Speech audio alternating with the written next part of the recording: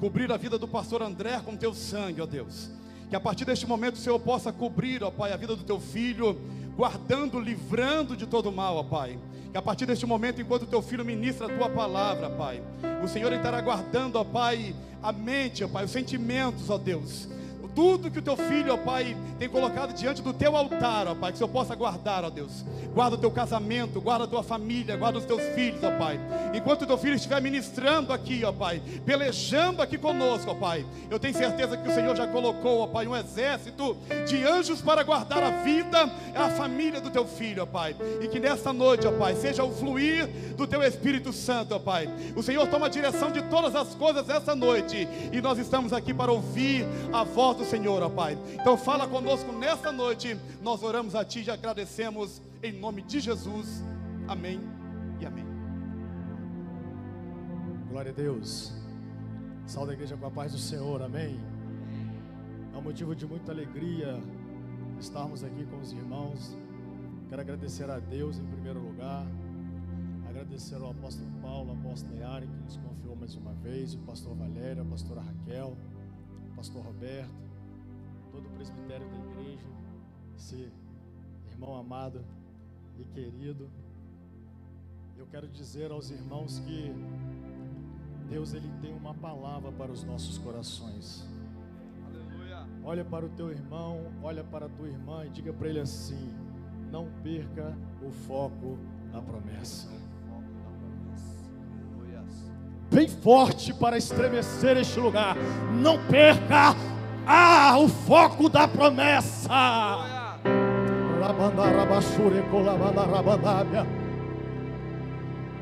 Nesses últimos dias que está precedendo o fim de todas as coisas, nós recebemos uma revelação divina que teremos 10 anos de prosperidade, 10 anos de bênção em todas as áreas, em todos os níveis. A tão famosa e sonhada década de ouro. E o terceiro elo dessa campanha vem a falar disso: não perca o foco da promessa. Em 1 Crônicas, capítulo 12, o versículo de número 32, nós vamos ver a tribo de Isacar, uma tribo que recebia a revelação de Deus, a direção de Deus, para que o povo de Israel pudesse caminhar, mas pudesse caminhar debaixo de uma luz divina, debaixo de uma direção divina, uma direção de Deus, para que eles pudessem o que? Alcançar o seu destino, alcançar a promessa, não andar em meio às trevas e cair em meio aos buracos. E aí você vai ver que essa tribo, ela tinha uma importância muito grande no meio do povo de Israel, porque quando nós obedecemos uma voz profética, quando nós obedecemos a voz de Deus, tudo vai bem nas nossas vidas. Aleluia. Não é verdade? Quando eu tinha 17 anos, eu recebi uma voz promessa, uma voz profética, e eu obedeci a voz de Deus. E nós também estamos debaixo de uma revelação divina. Nós estamos protegidos por esta palavra profética. A direção a qual nós estamos debaixo dela, do nosso apóstolo, ele também recebeu uma revelação divina. Ele recebeu uma revelação de que Bolsonaro seria o presidente. Ele recebeu a revelação de que haveria uma tríplice aliança entre Israel, Estados Unidos e o Brasil, e isso aconteceu. Ele também recebeu a revelação de que haveria essa década de ouro, que nós estamos entrando nela. As duas primeiras já se cumpriram e a terceira está se cumprindo, nós estamos dentro dela. Glória. E depois desses 10 anos, o final de todas as coisas. Então, assim como o povo de Israel estava debaixo de uma palavra profética, nós também estamos debaixo de uma palavra profética. Estamos debaixo de um manto profético, de uma palavra liberada sobre a minha e a sua vida. Basta somente obedecer a voz do Senhor, porque se eu e você obedecer a voz do Senhor, Isaías capítulo 1, versículo 19 diz que nós vamos comer o melhor fruto dessa terra. Então que você possa estar com os seus ouvidos abertos nessa noite, porque nós vamos ler um texto que está em Neemias capítulo 6, do versículo 1 até o versículo do número 9. Aleluia. Nós não somos deste mundo, estamos aqui de passagem. Glória a Deus. Todos juntos vamos ler no 3, amém? Com força. 1, 2, 3.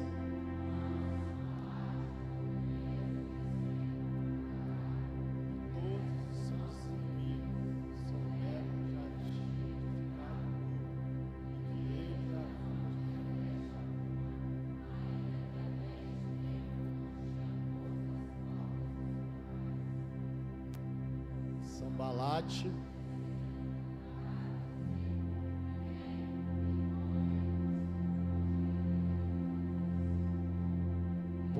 porém, intentavam fazer-me mal,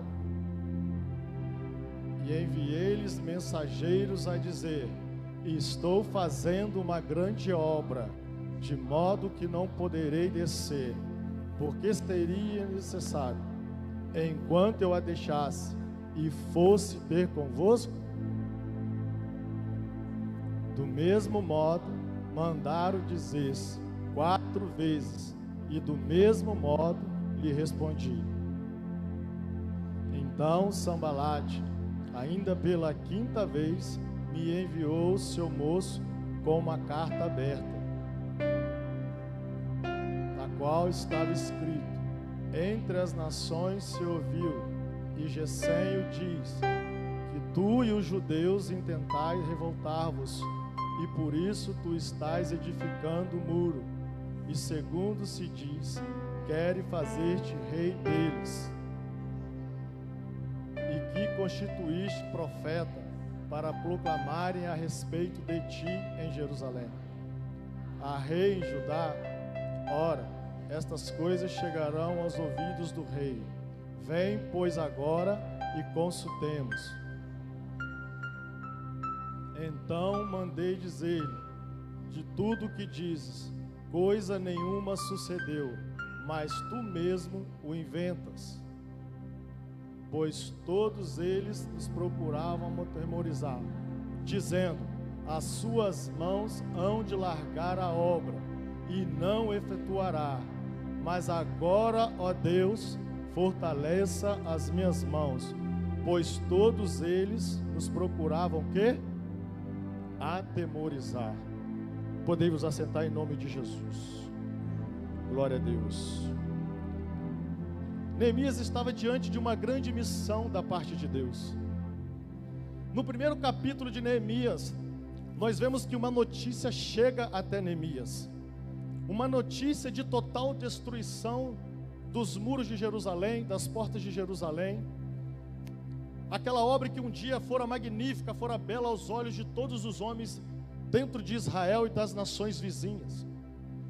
Mas aí o invasor entrou, ele destruiu tudo, ele matou tudo que podia, ele consumiu tudo que podia.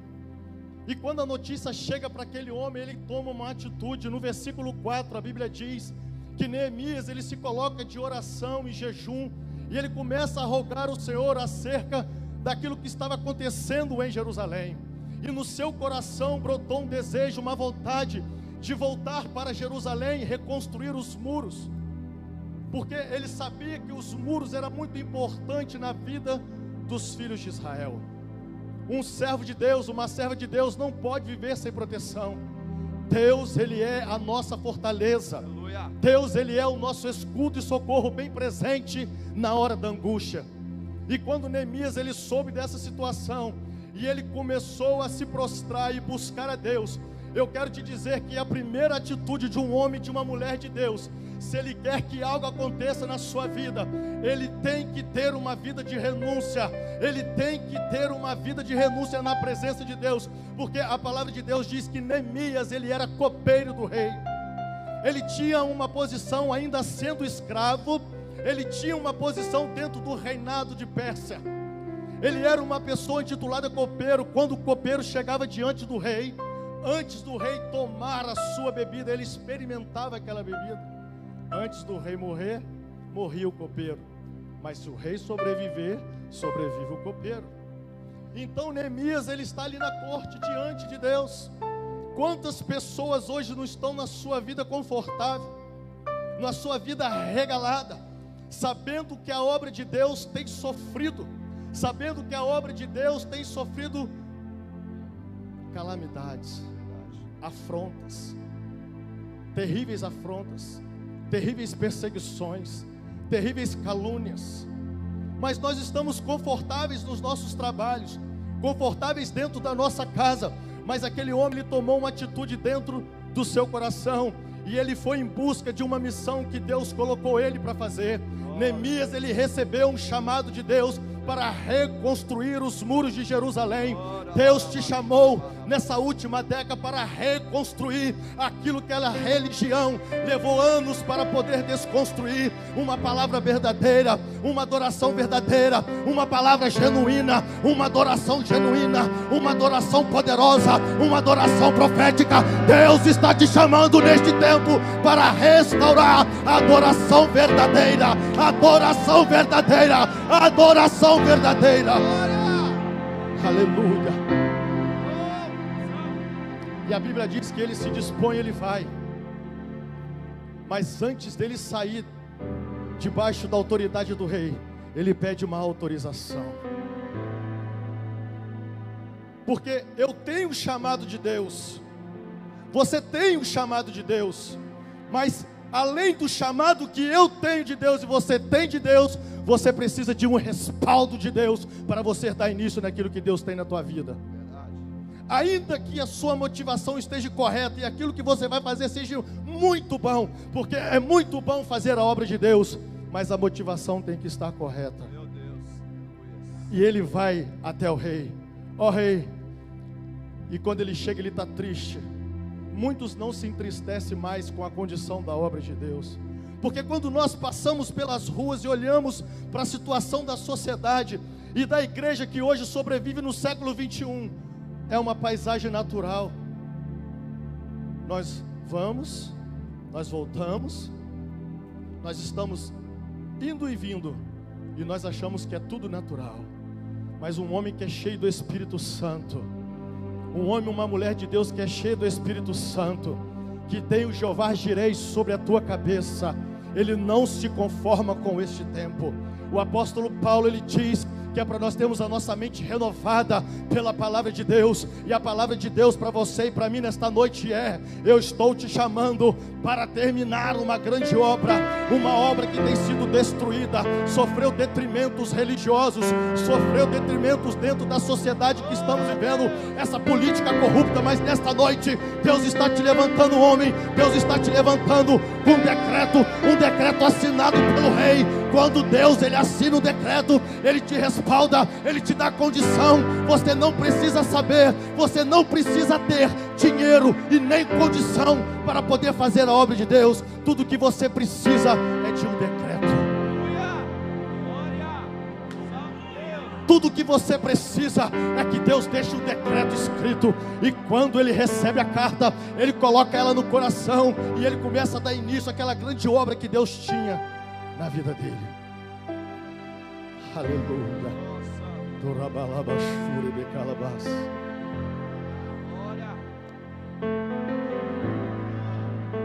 Neste tempo de ouro, o diabo vai fazer de tudo para tirar você do foco, tentando levar você a quebrar a sua aliança. Nós vemos que Neemias, ele tem um chamado e ele tem um respaldo. A Bíblia diz que Davi, ele é um homem segundo o quê? Segundo o quê? Mas ele não teve respaldo para fazer um sonho que ele tinha no seu coração. Parecia ser bom o que Davi queria fazer, parecia ser grandioso diante de Deus, maravilhoso o que Davi queria fazer. E em 2 Samuel capítulo 7, Davi, ele está dentro do seu palácio, no seu reinado, descansando das vitórias que Deus tinha dado para ele. Eu ouço muitas pessoas falando aí fora que tem prosperado, mas eu pergunto: a prosperidade é um sinal de que Deus está na sua vida? Porque nos tempos de Oséias o povo prosperava, o povo plantava, colhia e vendia. Mas quando Deus levantou o profeta e começou a profetizar a destruição, o povo falava: mas nós estamos prosperando, Oséias. Há prosperidade dentro do povo, mas a prosperidade não era de Deus. A prosperidade não era de Deus. E Davi queria construir o templo. Que mal tem construir o templo? Hoje se constrói templos, mas Deus não permitiu Davi construir o templo. Mas Davi recebeu uma voz de um profeta. Cuidado com as vozes que têm ecoado dentro do seu ouvido. Parece que o que você está querendo fazer é muito bom diante de Deus, mas quando Davi chegou para o profeta Natã: ei Natã, Deus me deu palácio, Deus me deu reinado, Deus me deu fortuna, Deus deu tudo que eu sonhei, Natã, eu tenho, mas eu tenho um desejo no meu coração, e o meu desejo é, Natã, construir uma casa para Deus. E Natã olhou para Davi e falou: Natã, é verdade, pode fazer, porque Deus é contigo, Deus vai te respaldar nesse negócio. Davi encheu seu coração. Profeta, Davi encheu o coração dele naquele dia. Mas quando o profeta virou as costas, Deus virou para o profeta e falou assim: Natã, quem foi que disse que Davi me edificará casa a meu nome? Quem foi que disse, Natã? Volta lá e desfaz aquilo que você falou. O problema é, muitos profetas têm profetizado mentira, mas não voltam para poder reparar aquilo que profetizou na carne e não era de Deus. Mas o profeta, ele estava na direção de Deus naquele dia, e ele voltou para o rei Davi: ei Davi, você não vai edificar casa ao Senhor, mas a sua posteridade, o teu filho, esse sim edificará casa ao nome de Deus. Aleluia. Um tinha chamado, um tinha respaldo, o outro tinha chamado, mas não tinha respaldo para fazer o que queria. E nesse tempo, você tem que estar muito atento com as vozes que você vai ouvir. Porque quando Neemias ele se dispôs, e ele colocou a mão na ferramenta, e reparar muro, não é com microfone, não é com violão, mas é com uma colherzinha de pedreiro.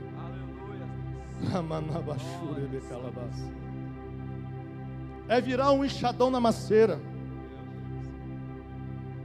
E Neemias encarou essa obra, e Deus foi dando vitória para ele.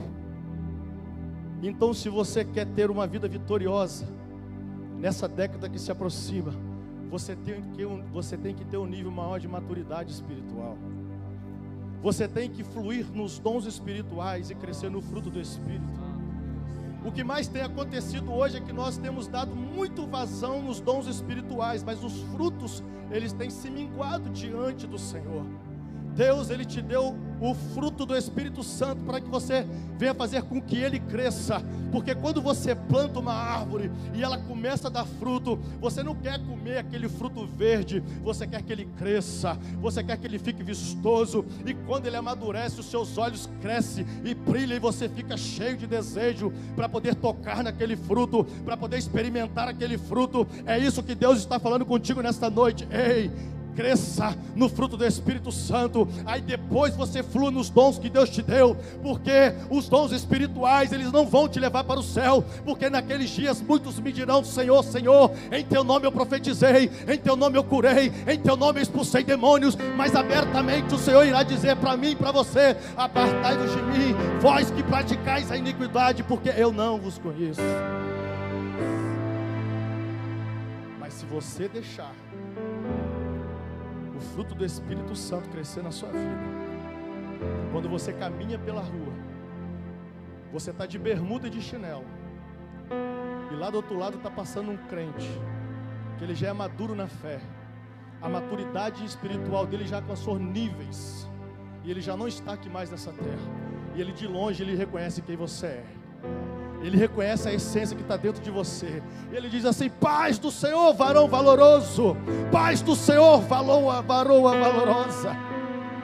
Porque ele enxergou que o fruto do Espírito, ele está maduro na sua vida. Aleluia. Deus, ele é tremendo.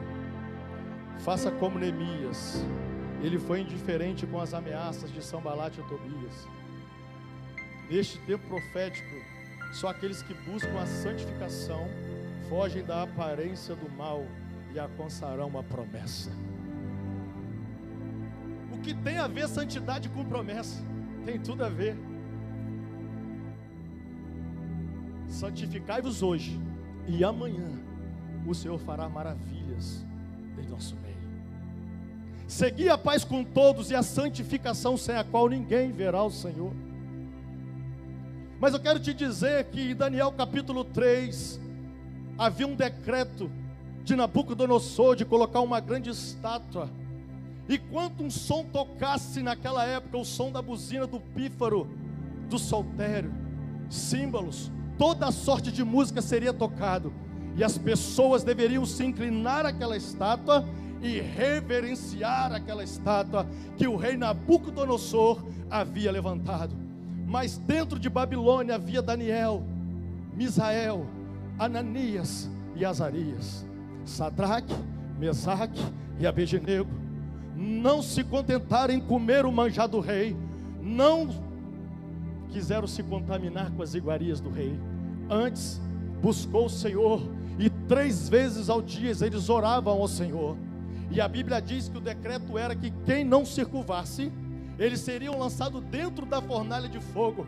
Repete comigo assim: a santidade salva. A santidade tira da fornalha. A santidade me livra da bala perdida, do homem fraudulento, do homem sanguinário, da pedofilia, da homossexualidade. A santidade, ela me livra de toda sorte de mal. E esses homens, eles se mantiveram de pé e não se contaminaram, e se mantiveram santos. E a palavra de Deus diz, aleluias, que em Daniel capítulo 3, no versículo 15, eles foram lançados dentro da fornalha de fogo. Agora, pois, estáis prontos, quando ouvides o som da trombeta, da flauta, da harpa, da cítara, do saltério, da gaita de foles, e toda a sorte de música, para vos prostrardes e adorardes as estátuas que fiz. Bom é, mas se não adorardes, sereis lançados na mesma hora, dentro de uma fornalha de fogo ardente. E quem é esse Deus que poderá livrar das minhas mãos? Agora você vai lá para Daniel, no versículo 21 do capítulo 3. 21 do capítulo 3. Aleluias. Glória a Deus.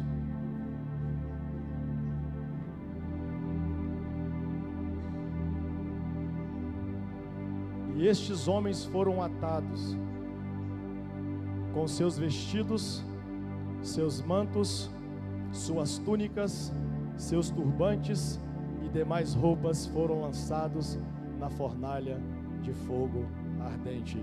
Segura aí, tem uma tradução que túnica está dizendo que eles foram lançados com seus calções. Santidade não tem nada a ver com aquilo que eu estou vestindo, apesar de que sabemos que temos que andar moderadamente. A santidade não é aquilo que eu vejo, porque a santidade do homem e da mulher só Deus enxerga ela. Só Deus sabe dizer se você é santo ou não diante dele. Só Deus sabe o que você faz dentro do seu quarto, quando você está dentro do banheiro. Só Deus sabe o que você está fazendo quando você está no secreto. Mas aqui tem um segredo em Daniel capítulo 3, versículo 21, porque lá em Êxodo capítulo 28, no versículo 42, a Bíblia diz que Moisés mandou tecer as vestes dos sacerdotes, e ele tinha um éfode de linho muito bonito e maravilhoso, todo cravejado em pedras preciosas. Mas quando Deus olhava para a vida de Arão, ele não via a santidade dele no éfode, ele via no calção de linho que ele tinha por sobre a tua pele, porque a santidade de Deus na vida do homem e da mulher de Deus está escondida debaixo das suas vestes.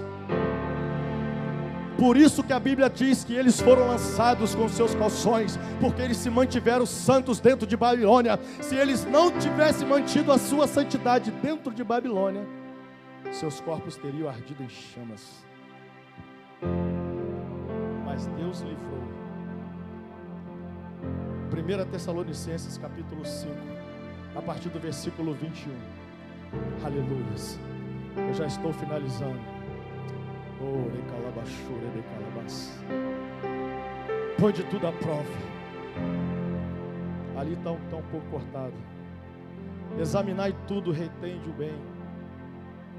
Abstende-vos de toda aparência do mal, e o mesmo Deus de paz vos santifica em tudo, e todo o vosso espírito, alma e corpo sejam plenamente conservados e irrepreensíveis para a vida do nosso Senhor e Salvador Jesus Cristo. Aleluias. Não podemos andar sem essas diretrizes. Compreender as coisas, estar atento às coisas. Muitas vidas têm andado pelas ruas alienadas, não tem mais um discernimento espiritual. Andamos num tempo em que o espírito de engano tem crescido e tem se promovido até mesmo dentro de igrejas, enganando os sacerdotes, enganando levitas, enganando o povo de Deus. Mas Deus está pedindo para você nessa noite examinar tudo, reservar somente aquilo que é bom. Que em muitos lugares que nós andamos por aí, nós escutamos tantas coisas, e às vezes nós não filtramos nada, e levamos tudo para o coração, e isso causa uma confusão muito grande. A Bíblia diz que Deus é Deus de paz, e não de confusão. Então que você possa passar a examinar. Neemias não se intimidou diante das ameaças que ele estava recebendo. Eu e você, nós estamos fazendo uma grande obra para o Senhor.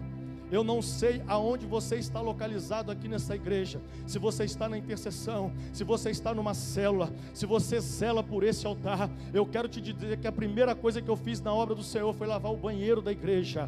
Eu lavava o banheiro da igreja, eu levava o melhor pano que eu tinha na minha casa, eu comprava o melhor sabonete que eu podia, eu levava a melhor toalhinha que eu tinha para colocar dentro do banheiro da igreja. A igreja onde eu me converti no ano de 2005, ela foi um bar. Esse bar era onde eu cheirava cocaína. Eu virava a noite naquele bar cheirando cocaína. E na pia de mármore onde eu cheirava cocaína, hoje ela tem um teclado, hoje ela tem uma guitarra, hoje ela tem uma mesa de som, porque Deus tirou toda a treva que havia naquele lugar e trouxe uma luz maravilhosa. E aonde foi um palco de muito pecado para a minha vida, Deus mudou a minha história. Deus, Ele quer mudar a sua história aqui. Ele quer mudar a sua história aqui, fazendo essa grande obra. De repente, para muitos, edificar um muro não é nada. De repente, muitos queriam estar edificando o tablado de ouro do lado de dentro do templo. De repente, muitos queriam estar fazendo a arca da aliança, que era de ouro puro batido, ouro de Ofir, o ouro mais valioso que tem na face da terra. De repente, as pessoas queriam estar esculpindo o candelabro de ouro, que representa os 7 Espíritos de Deus, está mais perto da essência, mais perto da presença. Mas eu quero te dizer, tanto quem faz a arca, tanto quem faz o candelabro, do que aquele que limpa o chão, é cheio da presença e do Espírito Santo de Deus. A Bíblia diz que quando o anjo Gabriel, ele veio preceder a vida do Messias, ele foi nas tribos mais pequenas, e ele viu Maria, uma mulher pequenina, e ele viu José, um carpinteiro, um homem pequenininho, mas dali nasceu o Salvador da humanidade. Não importa o que você está fazendo, importa é que Deus vai enviar o anjo a teu respeito, e ele vai trazer a resposta que você está esperando. Ele vai trazer o recado de Deus para aquilo que você tanto está buscando. Zacarias, ele sempre quis exercer o sacerdócio dentro do templo. Quando Gabriel veio anunciar o nascimento de Jesus, também veio anunciar o nascimento de João. Ele nunca tinha exercido no templo. De repente você limpa o chão, de repente você cozinha, de repente você faz essas coisas pequenas na casa de Deus, e acha que nunca você vai ministrar, nunca você vai tocar, nunca você vai louvar. Mas um dia veio um decreto do céu para mim e para a sua vida. O anjo entrou dentro do templo, e naquele dia a sorte caiu sobre a vida de Zacarias, e o anjo se apresentou para ele e disse: você hoje vai oferecer incenso para Deus neste lugar. Ei, não importa se você é novo, não importa se você é velho, porque Zacarias, ele já era adiantado de idade, mas ele perseverou, ele não desistiu, ele não desanimou, ele foi até o fim, ele estava na fila, o incensário estava na mão dele. Vai que um dia Deus me chama, o que importa é estar preparado, o que importa é estar preparado, o que importa é estar preparado para fazer a obra de Deus. Eu não sei se você entendeu, mas Neemias, ele era um copeiro, ele não era pedreiro, ele era um copeiro. Mas quando Deus te chama de copeiro para pedreiro, ele te dá unção de pedreiro.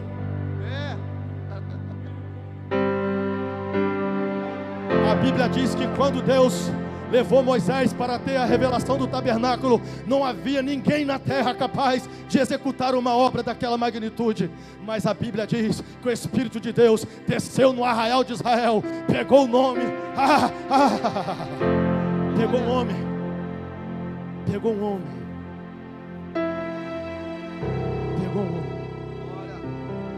colocou o Espírito nele. Sem Espírito não dá, mas com o Espírito nós fazemos coisas sobrenaturais. O Espírito de Deus entrou na vida daquele homem, toda a obra foi acabada. Deus, ele vai encher a sua vida do Espírito dele nesses últimos dias.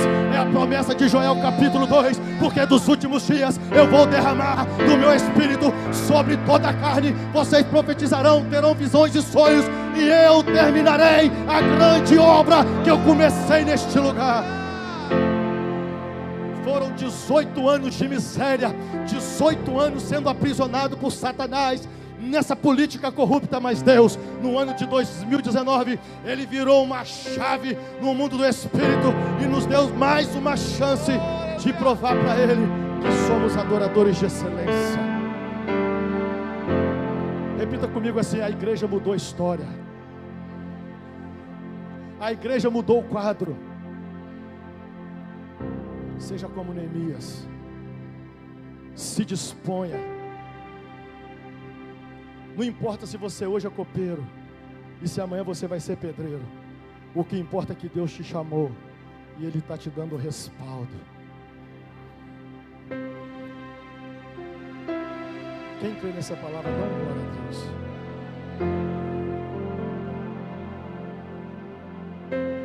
Aleluia. Glória a Deus. Para finalizar, foi isso que Neemias fez. Não desanimou, não parou, ele foi até o fim. E a Bíblia diz em Neemias capítulo 6, versículo 15, vamos todos ler agora em nome de Jesus. Acabou-se o quê? Forte, com voz de profeta, com voz de profeta, porque isso aqui é a sua vida, porque isso aqui é a minha vida, porque durante anos e anos e anos Deus nos confiou uma obra e nós paramos no meio dela, porque se levantaram Tambalates e Tobias para nos desanimar, para falar que não éramos capazes de fazer, que não tínhamos autorização do rei para fazer, mas Deus está falando que Ele autorizou e te chamou para fazer. Se Deus te chamou e te autorizou para fazer, você pode fazer, e você vai ter condição de terminar. Aleluias. Com voz de profeta: acabou-se, pois, o muro aos 25 dias do mês de Elu. Em 52 dias, quando todos os nossos inimigos souberam disso, todos os povos que haviam em redor de nós temeram, abateram-se muito em seu próprio conceito. Para aqui só um pouquinho. Quando Satanás ele dá um brado no pé do seu ouvido, o apóstolo Pedro diz que ele ruge como um leão.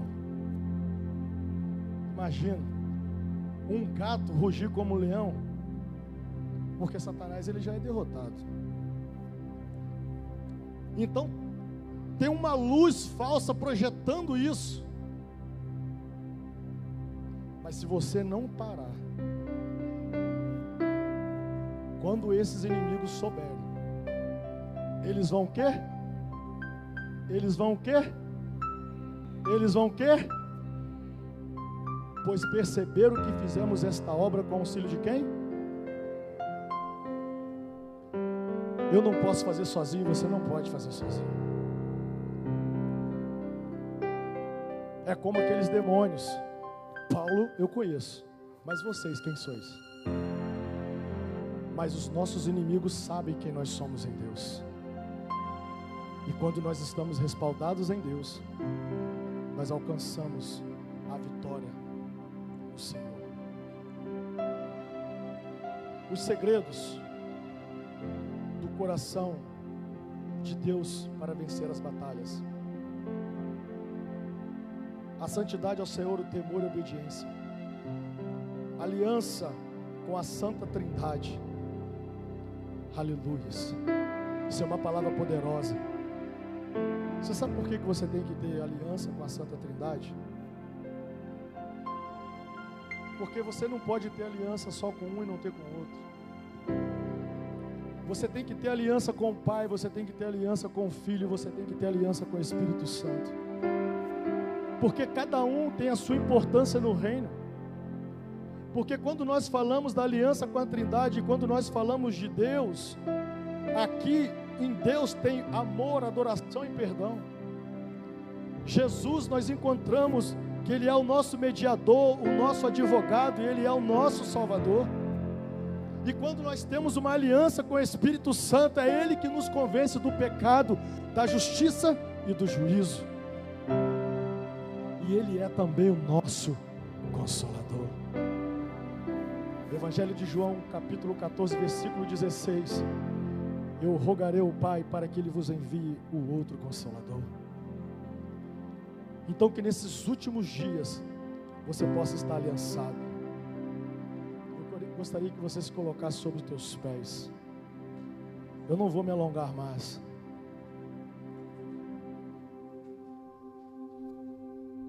Glória a Deus.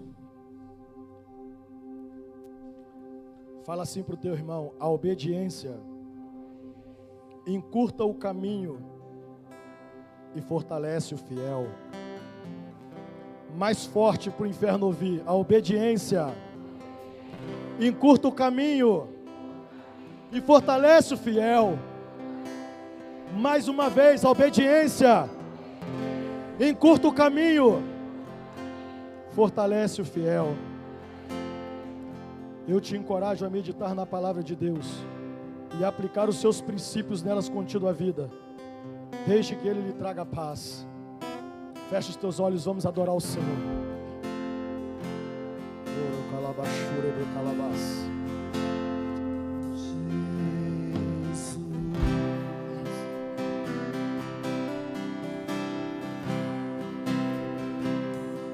Tu és o som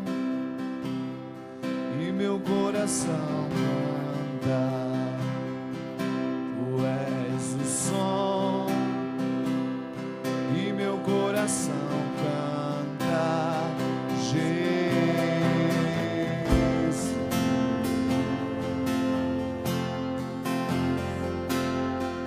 Jesus,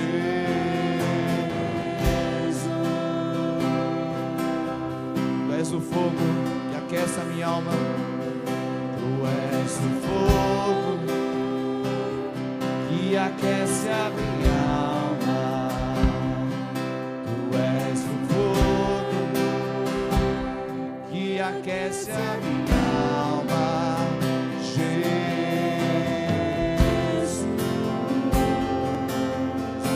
Aleluia, Jesus.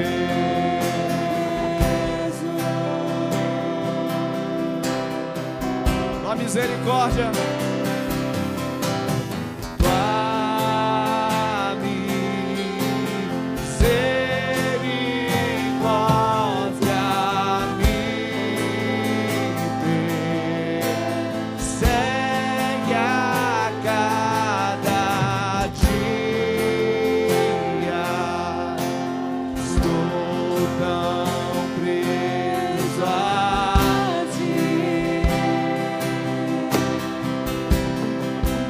Tua misericórdia, tua misericórdia.